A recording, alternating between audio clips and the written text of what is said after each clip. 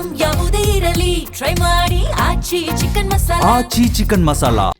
ನಾಡಿನಾದ್ಯಂತ ಯುಗಾದಿ ಹಬ್ಬದ ಸಂಭ್ರಮ ಮನೆ ಮಾಡಿದೆ. ದೇವಾಲಯಗಳತ್ತ ಹೆಜ್ಜೆ ಇಡ್ತಿದ್ದಾರೆ ಬೆಂಗಳೂರಿನ ಜನ. ಬೆಂಗಳೂರಿನ ಬಹುತೇಕ ದೇವಾಲಯಗಳಲ್ಲಿ ಭಕ್ತ ಸಾಗರವೇ ಹರಿದು ಬರ್ತಾ ಇದೆ. ಬನಶಂಕರಿ ದೇವಾಲಯದಲ್ಲಿ ಬೆಳಗ್ಗೆಯಿಂದಲೇ ವಿಶೇಷ ಪೂಜೆಗಳು ನಡೆದಿದೆ. ಬನಶಂಕರಿ ತಾಯಿಗೆ ವಿಶೇಷವಾದಂತಹ ಅಲಂಕಾರವನ್ನ ಮಾಡಲಾಗಿದೆ ಹಾಗೂ ವಿಶೇಷ ಅಭಿಷೇಕ ಕೂಡ ನೆರವೇರಿಸಲಾಗಿದೆ.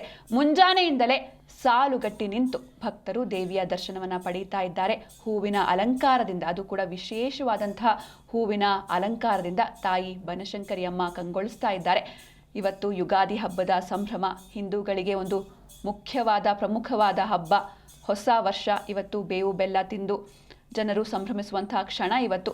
ಹೀಗಾಗಿ ದೇವಾಲಯಗಳತ್ತ ಹೆಜ್ಜೆ ಇಡ್ತಿದ್ದಾರೆ ಬೆಂಗಳೂರಿನ ಜನ. ಬೆಂಗಳೂರಿನ ಬಹುತೇಕ ದೇವಾಲಯಗಳಲ್ಲಿ ಭಕ್ತ ಸಾಗರವೇ ಕಂಡು ಬರ್ತಾ ಇದೆ. ಬನಶಂಕರಿ ದೇವಾಲಯದಲ್ಲಿ, ಅಂದರೆ ಬೆಂಗಳೂರಿನ ಪ್ರಸಿದ್ಧ ದೇವಸ್ಥಾನ ಬನಶಂಕರಿ ಅಮ್ಮನವರ ದೇವಸ್ಥಾನದಲ್ಲಿ ಬೆಳಗ್ಗೆಯಿಂದಲೇ ವಿಶೇಷ ಪೂಜೆಗಳು ನಡೀತಾ ಇದೆ.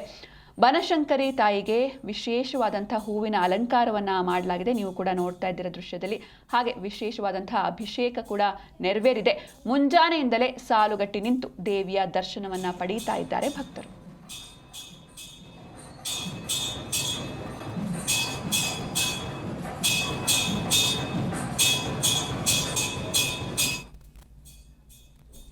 ಬನಶಂಕರಿ ದೇವಸ್ಥಾನದ ಅರ್ಚಕರ ಜೊತೆ ನಮ್ಮ ಪ್ರತಿನಿಧಿ ಮಂಜುನಾಥ್ ಮಾತಾಡಿದ್ದಾರೆ. ಬನ್ನಿ ನೋಡೋಣ.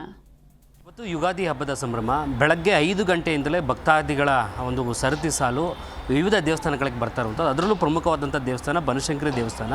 ಇವತ್ತು ಬೆಳಗ್ಗೆಯಿಂದಲೇ ವಿಶೇಷವಾದಂಥ ಪೂಜಾ ಕೈಂಕರ್ಯಗಳು ನಡೀತಾ ಇದ್ದಾವೆ. ನಮ್ಮ ಜೊತೆಗೆ ಅರ್ಚಕರು ಇದ್ದಾರೆ.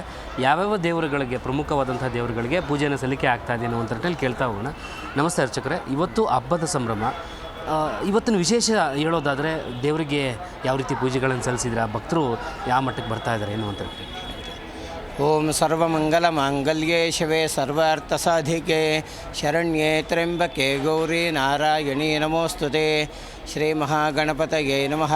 ಶ್ರೀ ಬನಶಂಕರಿ ದೇವಿಯೇ ನಮಃ.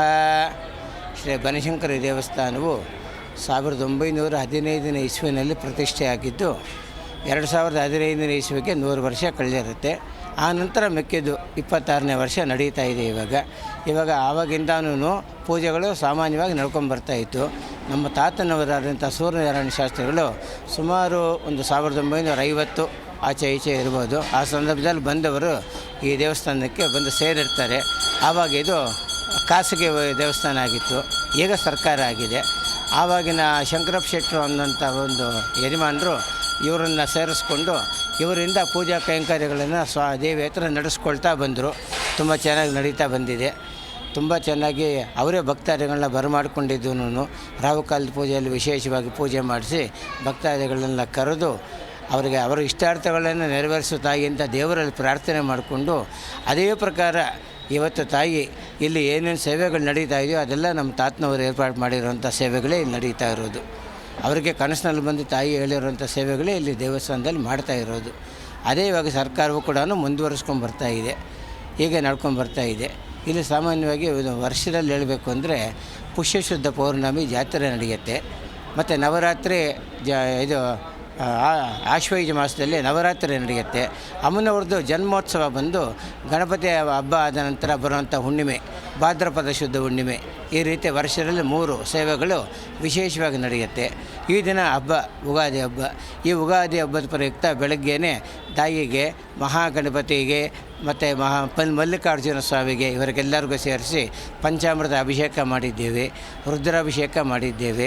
ನಂತರ ಅಮ್ಮನವರಿಗೆ ಲಲಿತಾ ಸಹಸ್ರನಾಮ, ಅಷ್ಟೋತ್ತರ, ತ್ರಿಶತಿ ಇದೆಲ್ಲ ಮಾಡಿದ್ದೇವೆ. ನಂತರ ಅಮ್ಮನವರಿಗೆ ಮಹಾಮಂಗಳಾರತಿ ಸಲ್ಲಿಸಿ ಕುಂಬಳಕಾಯಿ ಇಲೆ ತೆಗೆದು ಒಡೆದು ಅದನ್ನು ದೇವರಿಗೆ ದೃಷ್ಟಿ ಆಗಬಾರ್ದು ಅನ್ನೋದು ರೀತಿಯಲ್ಲಿ ದೇವರಿಗೂ ಕೂಡ ಭಕ್ತಾದಿಗಳಿಂದ ದೃಷ್ಟಿಯಾಗುತ್ತೆ. ಅದೇ ಉಗಾದಿ ಹಬ್ಬ. ಅದನ್ನು ಸೇರಿಸಿ ಸಂಕಲ್ಪ ಮಾಡಬೇಕು. ಒಂದೇ ದಿನ 2 ಸಂಕಲ್ಪ ಈ ಥರ ಇದೆ. ಇದು ಒಂದೊಂದು ಸಾರಿ ಬರುತ್ತೆ ಈ ರೀತಿ.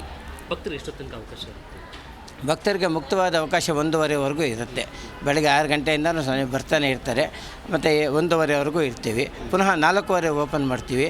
8:30, 9 ಗಂಟೆವರೆಗೂ ಇರ್ತೀವಿ. ಬಂದು ಭಕ್ತಾದಿಗಳು ದರ್ಶನ ಪಡೆಯಬಹುದು. ನೋಡಿದ್ರಲ್ಲ, ಬನಶಂಕರಿ ತಾಯಿ ಸನ್ನಿಧಿಯ ಮೂಲ ಅರ್ಚಕರ ಮಾತಾಗಿರುವಂಥದ್ದು. ನಿರಂತರವಾಗಿ ಪೂಜೆ ಪುನಸ್ಕಾರಗಳು ನಡೀತಾ ಇರ್ತವೆ. ಇವತ್ತು ಸಂಜೆವರೆಗೂ ಕೂಡ ಭಕ್ತರಿಗೆ ಅವಕಾಶ ಇರುವಂತಹ ಹಿನ್ನೆಲೆಯಲ್ಲಿ ಭಕ್ತರು ನಾನಾ ಕಡೆಯಿಂದ ಬರುವಂಥ ಕೆಲಸ ಆಗ್ತಾಯಿದೆ. ಈ ಒಂದು ದೇವಸ್ಥಾನ ತುಂಬ ಪುಣ್ಯ ಫಲವಾಗಿರುವಂಥ ದೇವಸ್ಥಾನ ಎನ್ನುವಂಥ ನಿಟ್ಟಿನಲ್ಲಿ ಭಕ್ತರಿಗೆ ಒಂದಷ್ಟು ಮಾಹಿತಿಯನ್ನು ಕೊಡುವಂಥ ಕೆಲಸ ಅರ್ಚಕರು ಮಾಡಿದ್ದಾರೆ. ಕ್ಯಾಮ್ರಾ ಪರ್ಸನ್ ನಾಗರಾಜ್ ಜೊತೆ ಮಂಜುನಾಥ್ ಹೊಸಹಳ್ಳಿ, ಜೀ ಕನ್ನಡ ನ್ಯೂಸ್, ಬೆಂಗಳೂರು.